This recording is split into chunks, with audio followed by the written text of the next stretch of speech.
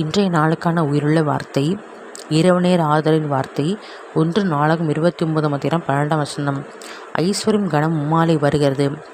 தேவர் எல்லாவற்றையும் ஆளுகிறவர். உம்முடைய கரத்திலே சத்துவம் வல்லமை உண்டு. எவரையும் மேன்மைப்படுத்தும் பலப்படுத்தும் உடைய கரத்தில் ஆகும். இந்த அழகான வார்த்தையை இரவு நேரத்தில் கேட்டுக்கொண்டிருக்கிற சகோதர சகோதரிகளையும் கர்த்தருடைய கரத்திலே எல்லாம் இருக்கிறது. ஐஸ்வர்யம், கனம், சுகம், சமாதானம், சந்தோஷம், நித்திய வாழ்வு, நித்திய ஜீவன், நிம்மதி எல்லாம் கர்த்தருடைய கரத்தில் இருக்கிறது.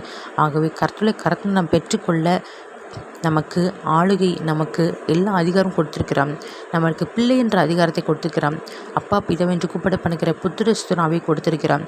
ஆகவே நாம் எல்லாவற்றையும் கர்த்தரிடம் சுந்தரிக்க நமக்கு அதிகாரம் உண்டு.